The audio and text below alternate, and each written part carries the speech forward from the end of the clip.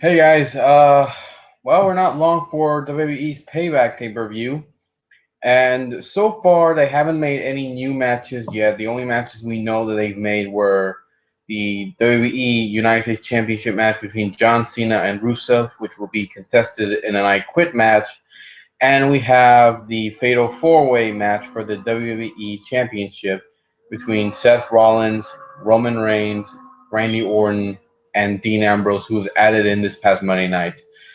Now, I don't mind these two matches. I think they're going to be pretty good.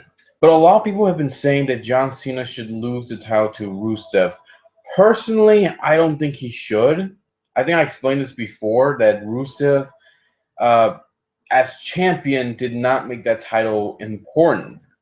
I mean, look back at this title and how it's been going since I think last year, I believe, when Dean Ambrose had not defended this title for months, and when he finally did turn on the Authority with the Shield, he finally did defend the title, and it was fun watching him defend it. But after losing it to Sheamus, who did not have any bad matches, somewhere around the summer he started not appear for matches, at least to defend the title, and that's when the momentum that he was trying to get for this title began to slow down. It was not getting anywhere, and when Rusev wanted, with the way he's been undefeated before, it we kind of figured that he's not going to lose that title until probably to John Cena. But even so, him as champion did not help the title make it important, make it, you know, worth wanting to get. John Cena, though, he has been able to do that. He's defended that title week after week against every kind of opponent, and each time he's had some great matches with that title on the line. Especially this past Monday night, he had a great match with Sami Zayn, who I was concerned for because I know he had shoulder surgery not long ago, and I was wondering if this was a good idea for him to perform or not, especially how near the first few minutes of the match he was holding his shoulder. I think this I don't know, I really don't care, but I know that he was holding on to it, and the referee was concerned. And I was thinking maybe he shouldn't have competed tonight. Maybe it should have been someone else, like maybe Kevin Owens. But regardless, Sami Zayn went out there and had a great match with Cena, and despite not winning, he did get over with the crowd, and the crowd was really behind Sami, so I was happy for him. But that's what I'm talking about. That with guys like Sami Zayn going up against John Cena, he's making that title worth it because it doesn't matter who goes up against him because whoever wins will not only win the title but will have defeated John Cena, a guy who's been world champion multiple times, has been in the company for years, and also has been he's the biggest the biggest guy in the business. So yeah, I think whoever wins against John Cena will definitely help make that title be important as well. I can't see that with Rusev. He's good in the ring. I'm not denying that. But as far as I'm concerned, I think he should not win the title at Payback. But it doesn't mean he will have a great match. He has to have a great match. Otherwise, after Payback, if he doesn't have a great match, then this guy's not going to go far. The WWE Championship match we know is going to be interesting to see because you got Dean Ambrose involved. That he's crazy, he's nuts, and he's very popular. He's over with the crowd. He's over with the crowd. So is Roman Reigns. So is Randy Orton. So all three of these guys, with Seth Rollins involved, who's without question a very impressive competitor in the ring, will have a great match at Payback. But you know what I think they should have done here? I think Randy Orton should have gone up against Bray Wyatt instead of Ryback because think about this direct. Three guys: Seth Rollins, Roman Reigns, Dean Ambrose. They were once part of the Shield. They dominated as a group. And last year they went up against Evolution, defeating them at Extreme Rules. And then once again, for the last time as a team, they worked together at Payback, and they had another great match, defeating Evolution once and for all. So why didn't they go with this direction? Why didn't they have Seth Rollins versus Roman Reigns versus Dean Ambrose in a triple threat match? Now think about that. That would have been a better build-up. That would have been a much better build-up between all three of these men, the history they all had, and how much they worked together over the last 2 years, and how close they got, as close as brothers, and what happened last year. So in storyline sense, that would have been great. Randy Orton was only thrown in there because of what happened in Extreme Rules, but nonetheless, I think they should have gone with that direction, with the triple threat, without Orton, and just replace him with Ambrose. But instead, they threw Ambrose in there because they didn't have much to do with him. Because after King of the Ring, after losing King of the Ring to Sheamus, thanks to Ziggler, there was nothing for Ambrose to do. I even tried figuring it out myself. My friend and I, we tried to figure out what could Ambrose do, but there was nothing much that we could think of. So yeah, I'm happy he's thrown in this, and I'm looking forward to seeing what's going to happen in this match. Seth Rollins is obviously going to win, but still, if they do decide to have Seth Rollins drop the title, I say either Roman Reigns or Dean Ambrose. I see one of those two. It should happen. All right, now here are the matches that I think should be added into the pay-per-view and what could happen in them. Now we have Nikki Bella going up against Naomi and Tamina in this storyline that they have. And I like how this is going. I like how this is going because if you recall, at Extreme Rules, Tamina, I'm sorry, no, Naomi was the one that faced Nikki because Paige was taken out so she can be in this movie with The Miz. I don't know what the hell that is. And Naomi turned heel, and she was the one that faced off against Nikki. And I knew that I knew it was still too early for her to win the title, especially with the storyline between these two was not built up right. And the reason I say that is because Naomi, to me, has proven that she can be a good heel.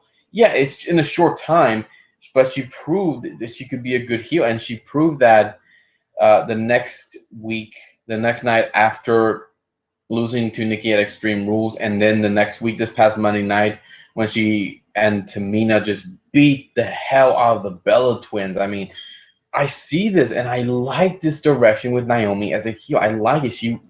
Her as a heel is way better than her as a babyface. So I like this direction they went.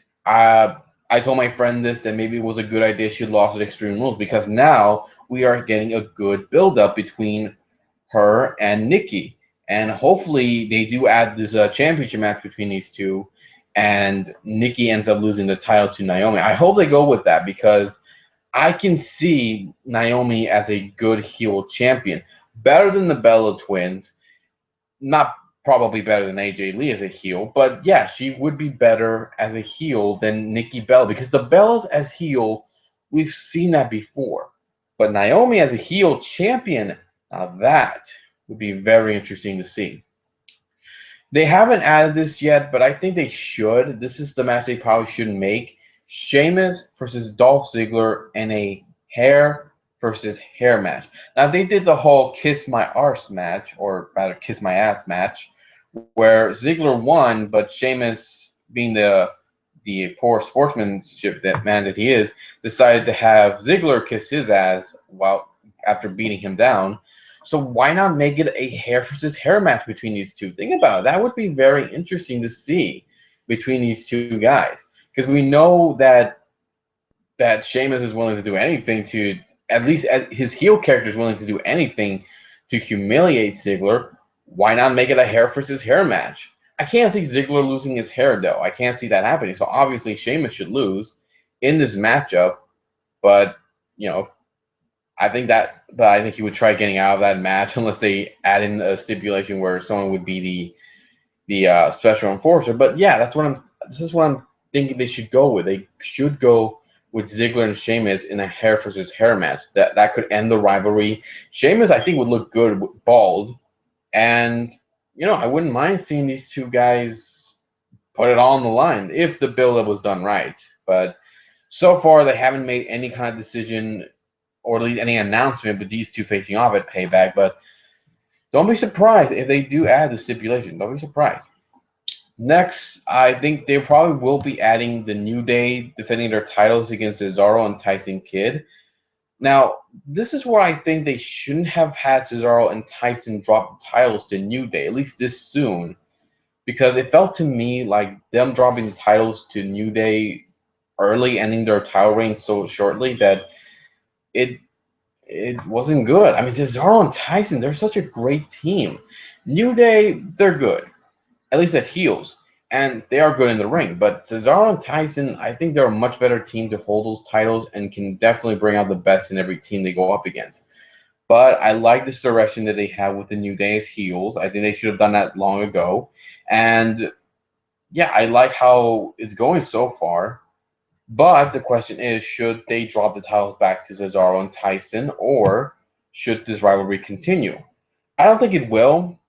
I don't think it will continue. I think the Lucha Dragons will get involved since remember, Lucha Dragons lost to New Day and losing their chance to face the champions for the title of the Extreme Rules. But, if Cesaro and Tyson, if they do decide to have these guys lose, then I say that we should see the New Day defend the titles against the Lucha Dragons, who I hope win the tag titles. Because let's face it, those guys are very good in the ring, and the crowd seems to love them. All right, this is probably the last match I'm going to announce that they should add to the pay-per-view, and they probably will. It's Ryback versus Bray Wyatt. Now, I'm not sure about this rivalry between these two because, well, let's face it, I think we were all thinking Bray should have gone up against someone else, like Randy Orton, but instead he went after Ryback.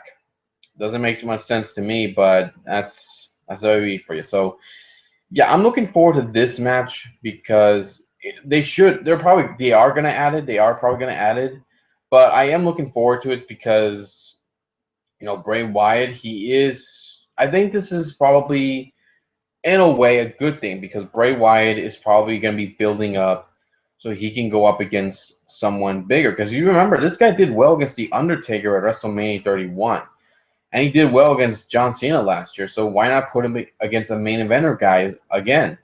Maybe this match could be the first step to him going and going and going to SummerSlam, where he could rival against somebody like maybe Triple H or maybe Randy Orton, or hell, could you imagine Bray Wyatt versus Sting at SummerSlam? That'd be pretty cool. But again, we have to wait to see how this rivalry between him and Ryback will go. I don't think it's anything special. I don't think they're gonna have the best match of the night if they have these guys face off at Payback. But yeah, you never know. We'll have to wait and see what happens. But as far as I'm concerned, this is they're just throwing Ryback at Bray Wyatt just to build him up. So um, any other matches can't think of. Maybe they might add in a fatal 4-way tag team match where the winner faces the tag champions.